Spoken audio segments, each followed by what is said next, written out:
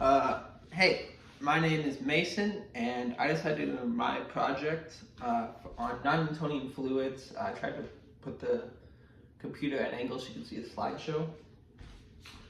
For my model, I decided to make some oobleck. I'll go more in depth to that later, but I did a bunch of testing on it. The results for that test can be found inside of the presentation. Alright, originality. You know, it's funny that they call non-Newtonian fluids, but the person who originally discovered them was actually Newton. Because when he originally discovered fluids, he came up with a theory of viscosity that worked for most fluids, but there were some fluids that ended up being exceptions, and non-Newtonian fluids were a big one.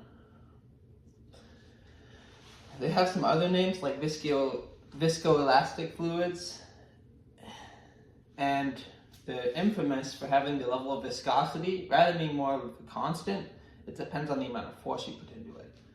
So, for example, when I tested my oobleck, as opposed to a bottle of water with the same volume, and did different force things, when the same force was applied to both of them, the oobleck reacted totally differently than the water. It was interesting.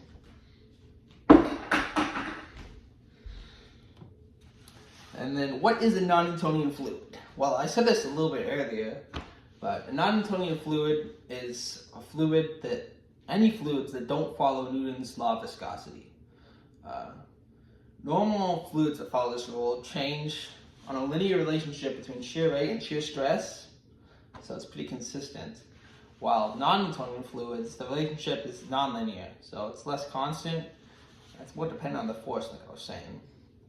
And then this is what causes non-Newtonian fluids to behave not like regular fluids. So that's what causes it. Usage today. Well, it's kind of interesting. This is why I decided to do the project originally. It's because it's used quite a bit today. And it's interesting to see it used in day-to-day life after learning about it. But non-Newtonian fluids are used quite a bit today. We use them for toothpaste, ketchup, and paint. Those are the three big ones I figured out online that were non-Newtonian fluids. And then it's kind of interesting to see them and to realize that's how they work. So the different types of non-Newtonian fluids that behave differently in different things. Obviously, oobleck hardens as you apply force, but not all non-Newtonian fluids apply that way. And then there's a lot of things that in day-to-day life that I didn't know were non-Newtonian fluids. Like, interestingly enough, did you guys know that bulletproof vests are also non-Newtonian fluids? Because they're designed to make it so you can fit and they're comfortable and you can move in them, but they also harden when you put force onto it, like the oobleck. So it absorbs the force while also being able to move in it. It's kind of cool. And I went a little bit more in depth here. I started reading the NNF, so that's what means non-Newtonian fluid. Toothpaste is an example of an NNF, like I said earlier, because it's a solid at rest, but it leaks out when squeezed. So this allows us to use it when needed, while also not being like total liquid in the thing, so it's not gonna thicken and harden. It's nice. And then ketchup and paint are also examples, because they thicken and harden when they are left at rest. So basically, it's kind of interesting to think about. The paint used to be all liquidy, and it used to be a liquid in a fluid state, and now it has flaking over time because of its non-Newtonian fluid factor. And we call this behavior thixotropic behavior, as an example. The earlier one was shear thinning behavior. If I have to mention that, I'm sorry. And then the model I decided to use, which was oobleck, is the same usage we see of body armor, like I was saying earlier. It's initially fluid-like for movement, but solidifies on impact. And this is also shear thickening behavior. So when you put force onto it, it thickens, while it's the top one, when you put force onto it, it thins. So that's kind of cool. And then here's a link to my testing I put on the YouTube. I did a little elaboration too. So for my model, I chose the model oobleck because it's affordable and I had the resources. I ordered another thing to model 2, but something happened with that and it hasn't come in yet. So I was supposed to only use oobleck, and I figured I'd use water as a comparison, since that's a regular fluid, to see how they compress each other. So that's what these two links are. And then to make the oobleck, it's just 6 boxes, but I got the ratio wrong and I ended up using 2 boxes of water instead. So it's a 2-to-1 ratio of cornstarch to water. And then that was how I made it. I tried to get a big result so I could do more testing, but it's kind of cool. Turned out good. And then earlier with the model thing, just to elaborate a little bit. When you can see when force is applied, the oobleck hardens and it behaves differently than water. To test it, I grabbed a 5-pound weight, a 10-pound weight, and a 15-pound weight. And I dropped them from 3 heights on both fluids. That way I could get a lot of data to work with.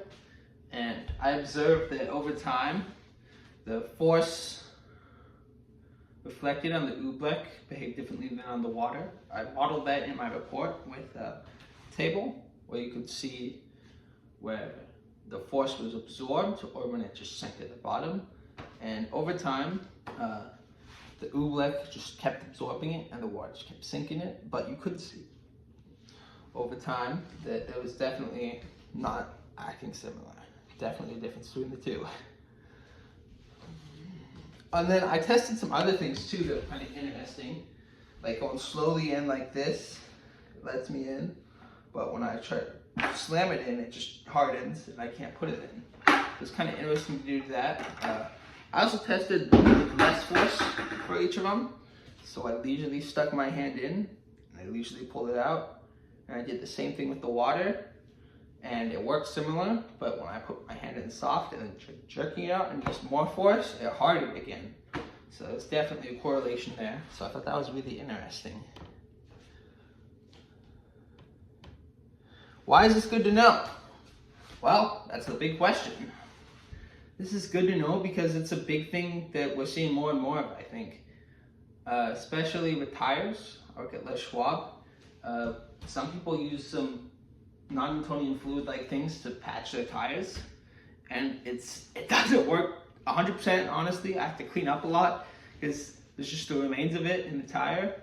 But it's a cool technology, and it's interesting, especially as we get more advanced. I think we're using it more and more in a lot of different uses, and it's really interesting to see how we can change a lot of cool things up and revolutionize them with some non-Newtonian fluids. And then it's also good to know because it's just like when you see non-Newtonian fluids in action, you kind of get it a little bit. And it's kind of like, wow, I know how that works. That's really cool. So that's kind of fun. And here are my references. And that was all. I apologize for the scuffed quality. I couldn't figure out how to get my camera straight so you could see the port and my model, but I hope it sufficed. The videos on the presentation should be more clearer. Thank you for your time.